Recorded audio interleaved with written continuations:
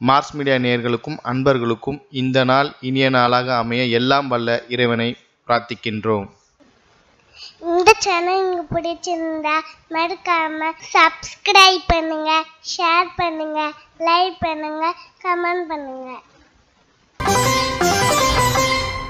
எனதருமை மகர ராசி நேயர்களே, இந்த பதிவுல நம்ம என்ன பார்க்க போறோம் அப்படின்னா, நிகழும் மங்களகரமான குரோதி வருடம் வைகாசி மாத ராசி பலன். இந்த வைகாசி மாதத்துல அற்புதமான கிரக பயிற்சிகள்லாம் இருக்கு.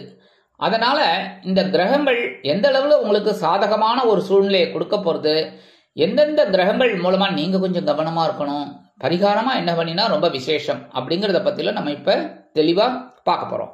உங்களோட ராசிநாதனும் தனவாக்கு குடும்பஸ்தானாதிபதியுமான சனீஸ்வர பகவான் தனவாக்கு குடும்பஸ்தானமாகி 2ஆம் இடத்துல இருக்கார்.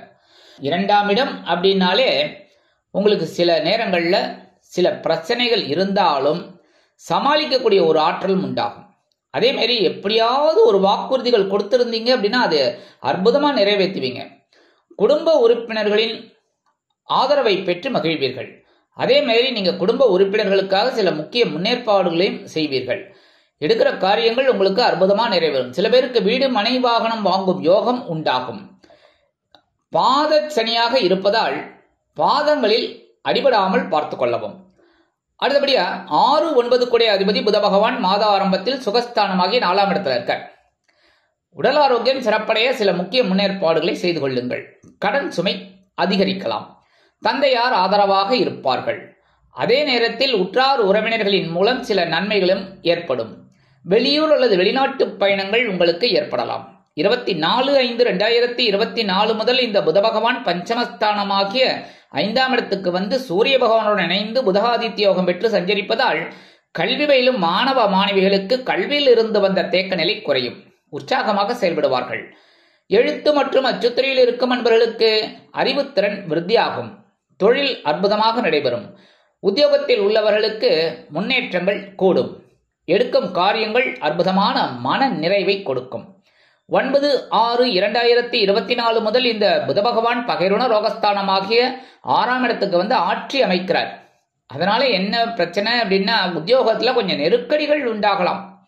அதே மாதிரி உடல் ஆரோக்கியத்திலும் கொஞ்சம் கவனமா இருக்கிறது நல்லது. கடன் சுமை சில பேருக்கு ஏற்படலாம், தேவையில்லாத கடன். அதனால கடன் வாங்கறத கொஞ்சம் தவிர்க்கிறது நல்லது. இல்லை அப்படின்னா உங்களுக்கு எவ்வளவு தேவையோ அதுக்குண்டான ஒரு கடனை வாங்கிக்கிறது நல்லது. அடுத்தபடியா 5, 10 கூடிய அதிபதி சுக்கிர பகவான் மாத ஆரம்பத்தில் சுகஸ்தானமாகி 4ஆம் இடத்துல இருக்கிறதுனால குழந்தைகள் ஆதரவா இருப்பார். தொழில் வியாபாரம் நிமித்தமாக சில பயண வாய்ப்புகள் உங்களுக்கு உண்டாகும். 20/5/2024 முதல் இந்த சுக்கிர பகவான் பஞ்சமஸ்தானமாகி 5ஆம் இடத்துக்கு வந்து ஆட்சி அமைக்கிறார் ரிஷபராசி. அதனாலேயே ரொம்ப அற்புதமா இருக்கும். இந்த சுக்கிர பகவான் மூலமா குழந்தைகளோட சந்தோஷம் உங்களுக்கு ரொம்ப சந்தோஷமா இருக்கும். அவங்களோட சந்தோஷத்தை பார்த்து உங்களுக்கு சந்தோஷமா இருக்கும். பெரிய விஷயம். அதே மாதிரி ஆன்மீக எண்ணங்கள் கைகூடும். புனித தலையாத்திரை செல்லக்கூடிய வாய்ப்புகள் சிலருக்கு உண்டாகும். 13/6/2024 முதல் இந்த சுக்கிர பகவான் பகைருண ரோகஸ்தானமாக 6ஆம் இடத்துக்கு வந்ததுனால உத்தியோகத்துல கொஞ்சம் கவனமா இருக்கணும். சில பேருக்கு வந்து உத்தியோகத்துல நெருக்கடிகள் உண்டாகும். மேலதிகாரிகள்லாம் ஏதாவது ஒரு வேலை சொல்லிகிட்டே இருப்பா. இந்த வேலையை முடிச்சுன்னு ஏன் இந்த வேலையை முடிக்கல, அந்த வேலையை பண்ணு, இந்த வேலையை பண்ணு அப்படின்னு. அதனால கோச்சிக்காம டென்ஷன் ஆகாம அற்புதமா செய்ய பாருங்க, சரியா? அதே மாதிரி கடன் சுமை கொஞ்சம் சில பேருக்கு ஏற்படும். அதனால கொஞ்சம் கவனமா இருக்கிறது நல்லது. அதே மாதிரி உடல் ஆரோக்கியத்திலும் கொஞ்சம் கவனமா இருக்கிறது நல்லது. குழந்தைகளோட உடல் ஆரோக்கியத்துல சிறப்பு அக்கறை எடுத்துக்கோங்க. 4, 9 கூடிய அதிபதி செவ்வாய் பகவான் மாத ஆரம்பத்தில் சகாயஸ்தானமாகிய 3ஆம் இடத்துல இருக்கார். அற்புதமான ஒரு இடம். 3ஆம் இடத்துல இருக்கிற செவ்வாய் உங்களுக்கு எல்லா விதத்திலும் முன்னேற்றங்களை வாரி வாரி வாரி வழங்குவார். எப்படின்னா 3ஆம் இடத்துல இருக்கிற செவ்வாய் ரொம்ப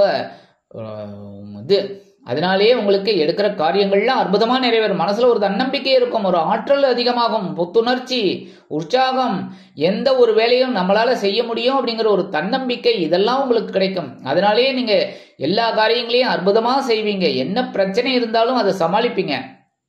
உறவினர்கள் ஆதரவா இருப்பார். அதே சமயம் தந்தையார் ஓரளவுக்கு உங்களுக்கு அனுகூலமா இருப்பாங்க. பெரிய அளவுல பாதகம் இல்லை. இளைய உடன்பிறப்புகளின் வழியில் சில நன்மைகளை நீங்கள் எதிர்பார்க்கலாம்.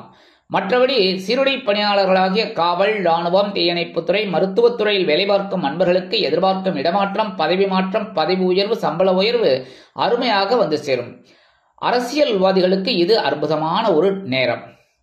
31/5/2024 முதல் இந்த செவ்வாய் பகவான் மேஷராசிக்கு, அதாவது சுகஸ்தானத்துக்கு வந்து ஆட்சி அமைக்கிறார். 4ஆம் இடம். உடல் ஆரோக்கியத்தில் மட்டும் கொஞ்சம் கவனமா இருங்கோ, சரியா? மற்றபடி 4ஆம் இடம் அப்படிங்கும்போது சொத்து, வாகனம் இதெல்லாம் வாங்கறதுக்கு வாய்ப்புகளை இந்த செவ்வாய் பகவான் உங்களுக்கு கொடுப்பார். அதுவும் ஆட்சி.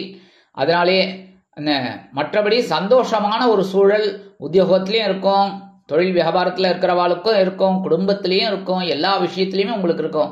அதே மாதிரி பயண வாய்ப்புகளின் மூலம் சில நல்ல திருப்பங்களை நீங்கள் எதிர்பார்க்கலாம். அடுத்தபடியா அஷ்டமாதிபதி சூரிய பகவான், அவர் எங்க இருக்கார்? பஞ்சமஸ்தானமாகி 5ஆம் இடத்துல இருக்கார்.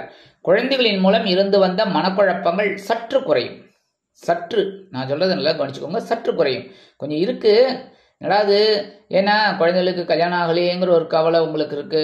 அதே சமயம் குழந்தைகளுக்கு கல்யாணம் எடுத்து ஒரு குழந்தை பாக்கியம் இல்லையேங்கிற கவலை. சில பேருக்கு பார்த்தீங்கன்னா குழந்தைகளுக்கு ஒரு படிச்சிருக்காங்க, நல்ல படிப்பு, உத்தியோகம் கிடைக்கலையே அப்படின்னு ஒரு இது. இந்த மாதிரி கவலைகள்லாம் கொஞ்சம் குறையறதுக்கு வாய்ப்புகள் இருக்குங்க. உடல் ஆரோக்கியத்தில் கொஞ்சம் கவனம் எடுத்துக்கங்க. மற்றபடி புனித பயணம் உங்களுக்கு கிடைக்கும். குலதெய்வ பிரார்த்தனைகளை நிகழ்த்தி மகிழ்வீர்கள். அதே மாதிரி சாயா கிரகமான ராகு பகவான் சகாயஸ்தானமாகிய 3ஆம் இடத்துல இருக்கார். கேது பகவான் பாக்கியஸ்தானமாகிய 9ஆம் இடத்துல குருவோட பார்வையை வாங்கிட்டு அற்புதமா சஞ்சாரம் பண்றார். சில நேரங்களில் சில குழப்பங்கள் இருந்தாலும் அதை அற்புதமாக நீங்கள் முறியடித்து வெற்றி காண்பீர்கள். வெளியூர் அல்லது வெளிநாடு சென்று படிக்க வேண்டும் அல்லது உத்தியோகம் பார்க்க வேண்டும் என்று நினைக்கும் குழந்தைகளுக்கு நல்ல உத்தியோகம் கண்டிப்பாக கிடைக்கும். அதே மாதிரி நல்ல கல்வி அருமையாக வந்து சேரும். சரியா? 3-12 குடைய அதிபதி குரு பகவான், அதாவது இந்த குரு பகவான் வருட கிரகம். இந்த சுப கிரகம் எங்க இருக்காருன்னு பார்த்தீங்கன்னா பஞ்சமஸ்தானமாகிய 5ஆம் இடத்துல இருக்கார். அற்புதமான ஒரு முன்னேற்றம் உங்களுக்கு கொஞ்சம் கொஞ்சமா கிடைக்கும். உடன்பிறப்புகளின் மூலம் இருந்து வந்த குழப்பங்கள் குறையும். அதே மாதிரி பயணங்களின் மூலம் செலவுகள் இருந்தாலும் அதை மீட் அவுட் பண்ணக்கூடிய ஒரு அளவுக்கு வருமானமும் வந்துட்டு இருக்கும். மற்றபடி குழந்தைகளின் மூலம் கண்டிப்பாக மகிழ்ச்சியான செய்தி கிடைக்கும். ஆன்மீக பயணங்களில் நாட்டம் கொள்வீர்கள். அதே மாதிரி குலதெய்வ பிரார்த்தனைகள் உங்களுக்கு நல்ல விதத்தில் அமையும். அடுத்தபடியா குருவோட பார்வைன்னு பார்த்தீங்கன்னா 5ஆம் பார்வையா உங்களோட பாக்கியஸ்தானத்தை பார்க்கறதுனால பாக்கியம் கண்டிப்பா கிடைக்கும். சில பேருக்கு வீடு, மனை, வாகனம் இதெல்லாம் வாங்கக்கூடிய ஒரு யோகம். சில பேருக்கு மாடு வளர்க்கணும், ஆடு வளர்க்கணும்னு நினைச்சிட்டு இருக்கீர்கள், அந்த பாக்கியம் எல்லாம் உங்களுக்கு கண்டிப்பா கிடைக்கும். பால் பாக்கியம் உண்டாகும்.